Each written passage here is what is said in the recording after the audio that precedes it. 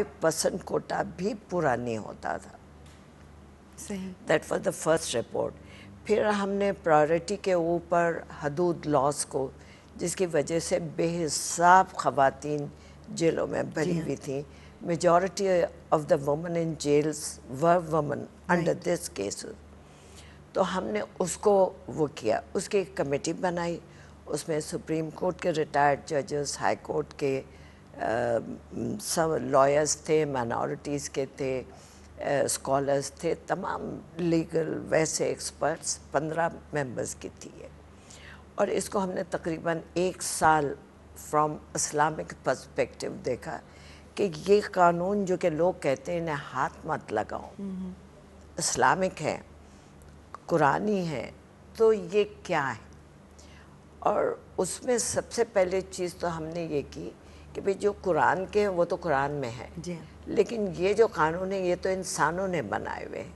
تو اس چیز کو جب کلیریفائی کیا تو لوگوں نے سوچنا شروع کیا. پھر کہتے نہیں نہیں قرآن کی بات ہے، ہم بات ہی نہیں کرتے. تو اس کو ہم نے تقریباً سال بھر دیکھا قرآن کی روح سے، حدیث کی روح سے. اور پھر ہم نے 03 میں یہ رپورٹ دی کہ یہ جو قانون ہے یہ بالکل اسلامک نہیں ہے. They are not in accordance with Islam, sharia sunnah. تو یہ this was a big thing. پھر کمیشن نے اتنا پریشر بلٹ اپ کیا کہ پہلے امینڈمنٹ آئے جس میں کہ حدود کے کیسز میں بیل سے لاؤ ہوئی. ٹھیک. پھر اس کے بعد امینڈمنٹس آئے جیسے 310 میں جو وانی اینڈ سوارا میں لڑکیوں کو دیا جاتا تھا، وہ قانون تو بن گیا مگر اس میں کوئی سزائیں نہیں تھیں. ٹھیک. سزائیں آئیں. پھر آنر کلنگ کے کیسز کے لیے اس کا ڈیفینیشن آیا. And then finally women protection act آیا. پھر اس کے بعد نیکسٹ جو پرائیورٹی تھی وہ قصاص دیت کا قانون تھا، جس میں کہ کمپاؤنڈنگ ہوتی تھی اور عورتوں کا بالکل کوئی وہی نہیں ہوتا تھا. اس میں کوئی عورتوں کا ذکر نہیں ہے. عورتیں وٹنس نہیں ہیں جیسے کہ حدود کے کیسز میں ہوتا تھا. عورتیں ولی نہیں ہیں. تو اس میں بھی عورت کے اسٹیٹس کو بالکل ختم کر دیا گیا تھا. اس میں ہم نے کہا کہ اگر آپ اس کو ریپیل نہیں کرتے ہیں تو میجر امینڈمنٹس ہم نے سجیسٹ کیے تھے ٹو دا گورنمنٹ. کم سے کم قدم بہ قدم بڑھتے جائیں. اس میں سپریم کورٹ کے کیسز آئے کہ ولی کی ضرورت نہیں ہے. اس میں عورتوں کے لیے کیسز آئے کہ صاحب یہ اپنی مرضی سے شادی کر سکتی ہیں. تو یہ تمام چیزیں ایک طرف کمیشن کام کر رہا تھا اور جو کیسز سپریم کورٹ میں لائے گئے تھے اس سے جو ججمنٹس ملی وہ اس سے بہت ہیلپ ملی. جیسے دیکھیے جرگہ ہے پورے ملک میں ہوتا ہے ڈفرینٹ ناموں سے. سندھ میں ججمنٹ آئی ہائی کورٹ کی کہ جرگہ اللیگل ہے. اور جب یہ ججمنٹ آئی تو I was the chair of the commission. میں نے اس کو گورنمنٹ کے پاس بھیجا کہ جی this should be implemented all over Pakistan.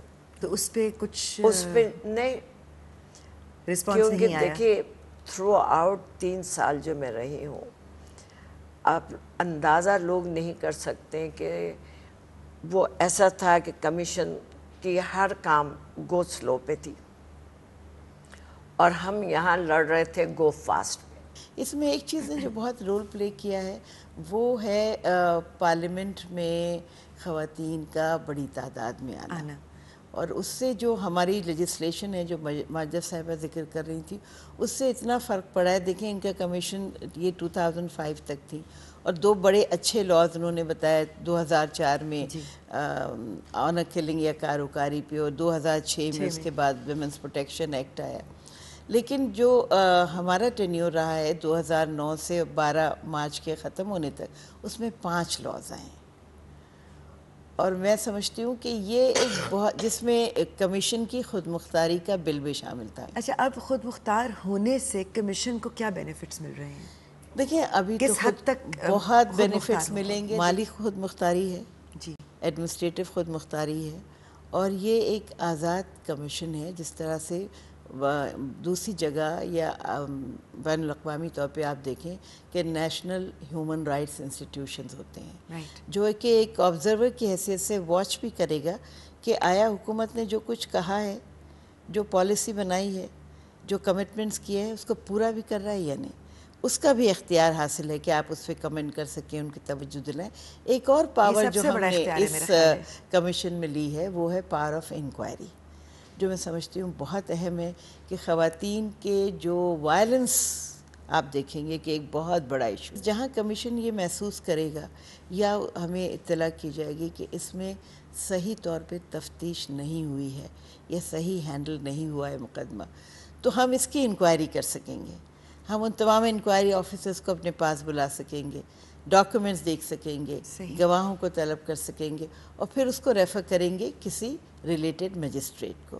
بہت ساری باتیں بھی باقی ہیں، خاص طور پہ ان 5 قوانین کے بارے میں ان کا ذکر ہو رہا ہے، لیکن ایک وقفے کے بعد.